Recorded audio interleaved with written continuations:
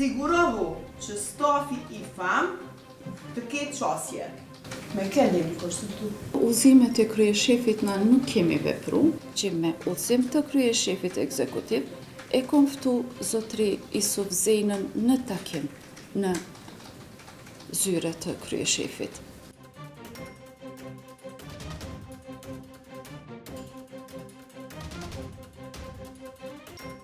Dëshmitare, a mund të na tregoni gjatë vitit 2022-2023 ku keni punu?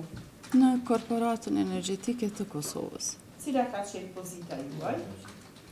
Asistente ekzekutive e kryeshefit ekzekutiv në Korporatën Energjetike të Kosovës. Kush ishte atëherë kryeshef ekzekutiv I Korporatës Energjetike? Zotri Nakip Krasniqi. Cila ka qenë mënyra e komunikimit qoftë me kryeshefin, qoftë me anëtarët e tjerë të kabinetit? Duke marrë parasysh që jom konë në kuadër të adaptimit të kulturës së një punës të rej, kërkoj falje nëse bëj gabime gjyqësore në gjuhën shqipe, po mund të sqarohem. Komunikimi ka qenë Komunikimi ka qenë me email, telefon ose personalisht. Cilat raste kanë qenë më të shpeshta kur keni komuniku personalisht? Në raste urgjente. Me email keni kontaktu secili me secilin, apo si keni kontaktu si kabinet? Në fillim me emailat që I kemi pas na. Secili nga emailat e veta. E pastaj? Sakt. Pastaj me kërkesë të kryeshefit ekzekutiv e kena kriju, vërtet u kriju nga IT-ja një email adres kabineti KE, sa më kujtohet. Para praktikisht dëshmitare tha që detyra juaja ka qenë aranzhimi mes kryeshefit të ekzekutiv dhe palëve cila do qofshin ato.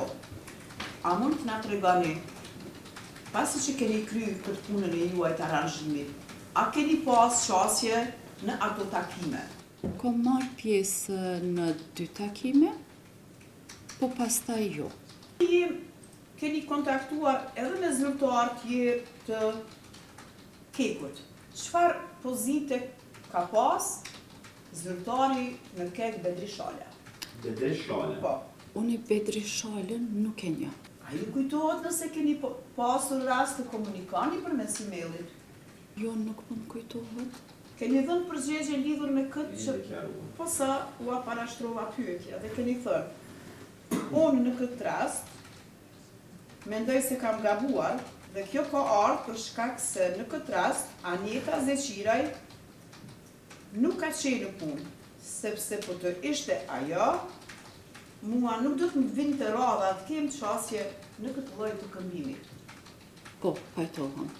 A ju kujtohet përmbajtja e shkrimit që ju I dërguat këtij personi pavarësisht që mund të mos e njihni themi personalisht? Jo, nuk më kujtohet.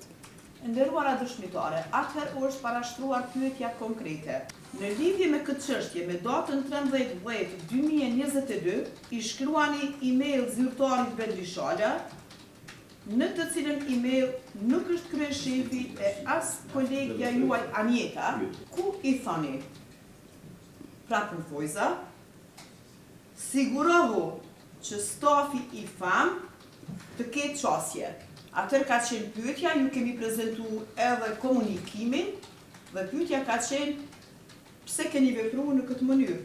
Pa u konsultu ose pa e marrë vendimin dikujt, duke marrë parasysh që e kom pas, jam konë në kuadër të trajnimit dhe të adaptimit të kulturës.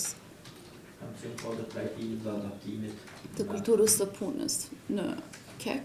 Me keni konsultu. Udhëzimet e kryeshefit na nuk kemi vepru.